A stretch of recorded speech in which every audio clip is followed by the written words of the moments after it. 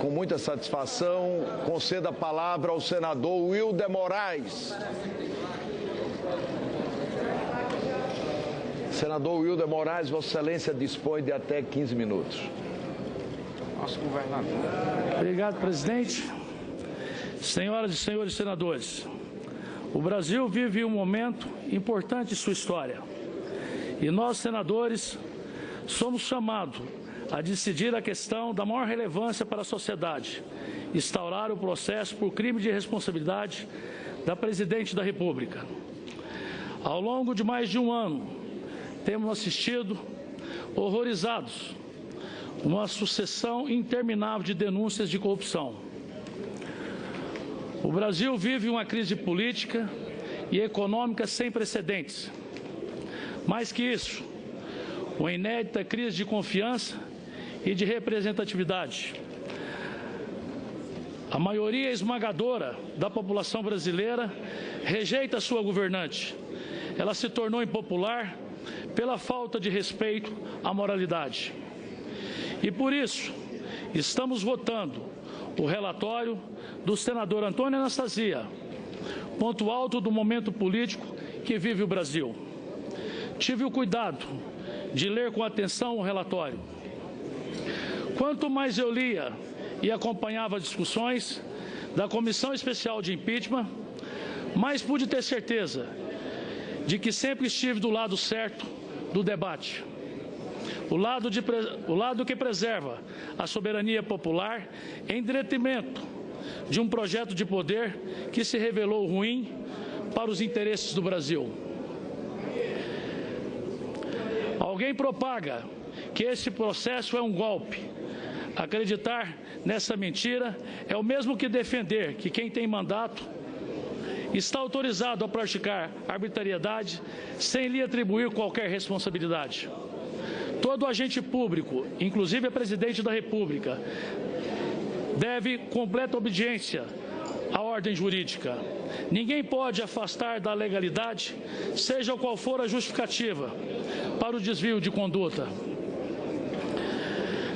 Cada conduta ilícita presente no relatório ilustra o estado de desordem que tornou conta do país. É tudo de extrema gravidade e irresponsabilidade total na gestão fiscal e orçamentária brasileira. Quem primeiro comprovou a ilegalidade foi o deputado federal Jovair Arantes, grande coordenador da bancada do meu estado de Goiás, no seu relatório aprovado pela Câmara. Parabenizo também o senador Raimundo Lira, mostrou equilíbrio e competência ao presidir a comissão de impeachment no Senado. Por mais que a Presidente da República tente se defender sua gestão, o senador Antônio Anastasia também mostrou o conjunto de irregularidades.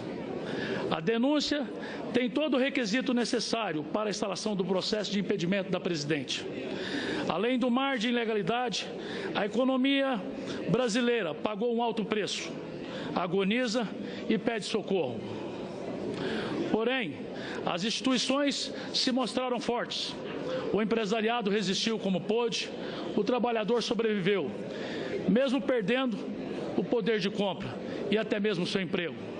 Ou seja, o brasileiro continua de pé graças à própria luta. Apesar da maior carga tributária do mundo e a volta da inflação. O emprego é o melhor programa social.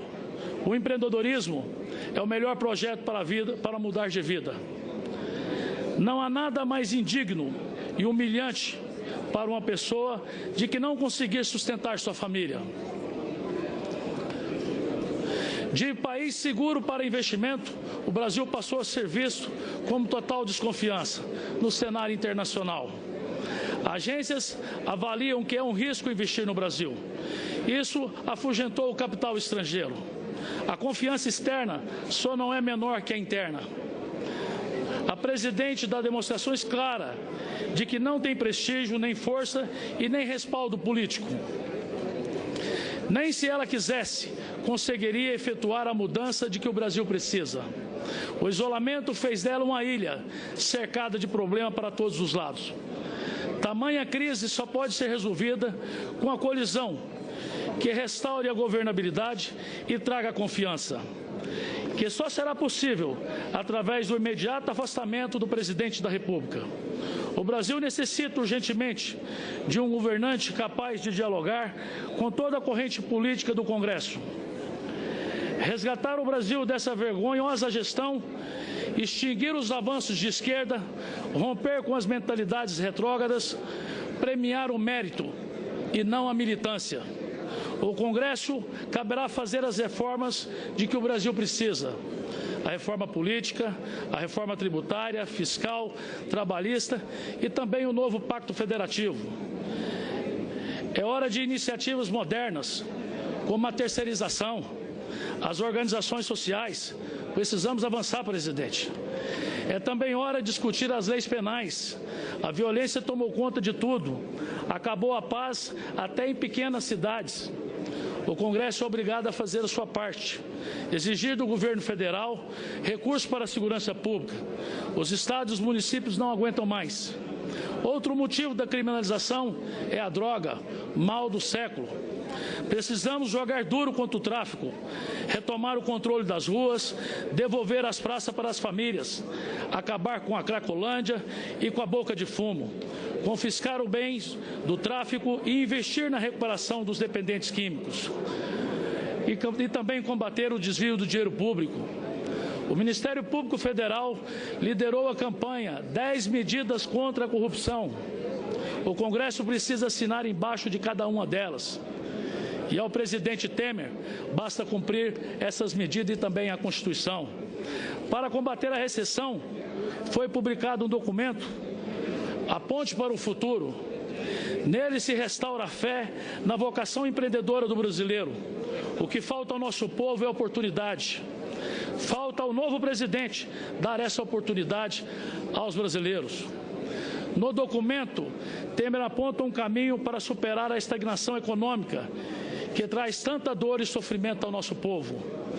Na contramão da crise, o meu estado de Goiás, presidente, dá um bom exemplo. Na gestão competente do governador Marconi Perillo, Goiás cresce acima da média nacional. Um dos motivos é que o governador visita os 246 municípios goianos a cada mandato.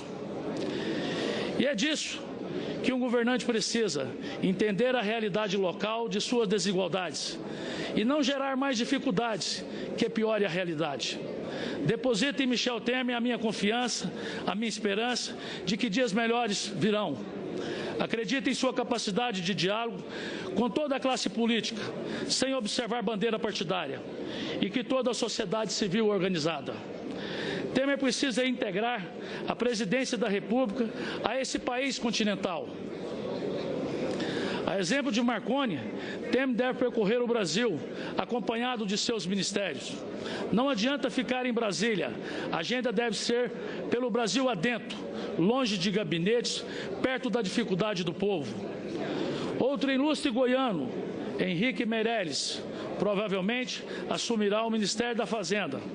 Meirelles foi excelente na iniciativa privada e também no Banco Central. Vai enfrentar desafios enormes. Seu brilho estará em fazer o óbvio, manter dentro do orçamento tudo que gastar, e gastar só o que tem, e não quebrar os contribuintes. Meirelles é um técnico com sensibilidade política, sabe que o problema está nos municípios, sabe que não se pode dar atribuição à prefeitura sem destinar recursos. A população acha que a pedalada foi o mínimo que a presidente cometeu. Por esse ângulo, o voto deve ser técnico, mas também político, pelo conjunto da obra da presidente, que transformou a maior empresa brasileira numa central de escândalo pela má gestão nas estatais, principalmente na Petrobras, na Eletrobras, no arrombamento dos fundos de pensão, no aparelhamento do setor público e pelo dinheiro do BNDES gasto em outros países. As vozes roucas das ruas exigem uma providência. Da parte do Senado, vamos virar essa página, deixar aí na história esse dia de recomeço. Não voto com alegria, mas com o dever. Nada pessoal contra a presidente, Sou igual à maioria dos parlamentares. Nunca tive contato com ela. A presidente sempre evitou o Congresso. Portanto, não julgo a pessoa, analiso o relatório. Vamos deixar ao novo presidente a esperança que a sua primeira obra seja derrubar os muros usados para dividir o Brasil e construir a ponte para o futuro. O Brasil não vai mais perder tempo. O tempo a ser perdido já se acabou. Voto sim ao relatório do senador Antônio Anastasia, sim ao prosseguimento do processo de impeachment da presidente, por entender que ela cometeu sim um conjunto de crimes apontado na denúncia. Para encerrar, presidente,